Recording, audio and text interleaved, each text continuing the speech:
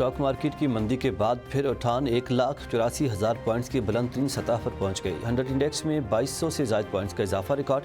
سرمایہ کاروں کی بڑے پیمانے پر شیئرز کی خرید و فروخت۔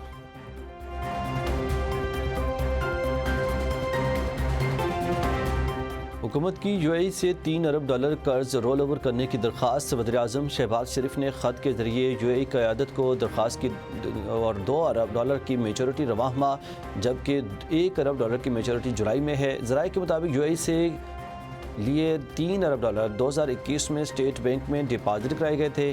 $1 ارب کا قرض جنوری کے دوسرے ہفتے، $1 ارب کی ایک اور قسط جنوری کے تیسرے ہفتے میں میچور ہوگی۔ ذرائع کے مطابق آئی ایم ایف کو قرض پروگرام کے دورانیے تک یو اے ای سے رول اوور کی یقین دہانی کرائی گئی ہے۔ رواں مالی سال یو اے ای، سعودی عرب اور چین سے مجموعی طور پر $12 ارب کے قرض رول اوور کیے جائیں گے، جبکہ ڈپازٹس بیلنس آف پیمنٹ کے لیے استعمال ہو رہے ہیں۔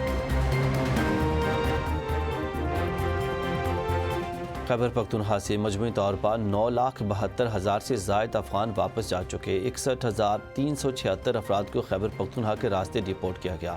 محکمہ داخلہ خیبر پختونخوا نے غیر ملکیوں کی واپسی سے متعلق رپورٹ جاری کر دی۔ رپورٹ کے مطابق گزشتہ روز مزید 2,680 افغان اپنے وطن واپس روانہ ہوئے۔ واپس جانے والوں میں 1,742 پی او آر اور 376 اے سی سی کارڈ ہولڈرز بھی شامل۔ 562 غیر قانونی مقیم افغانوں کو بھی واپس بھیجا گیا۔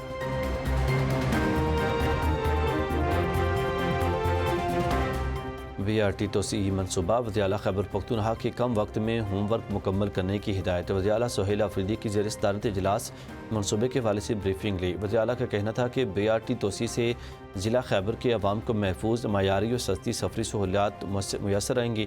پشاور اور ضلع خیبر کے درمیان آمد و رفت مزید آسان ہو جائے گی۔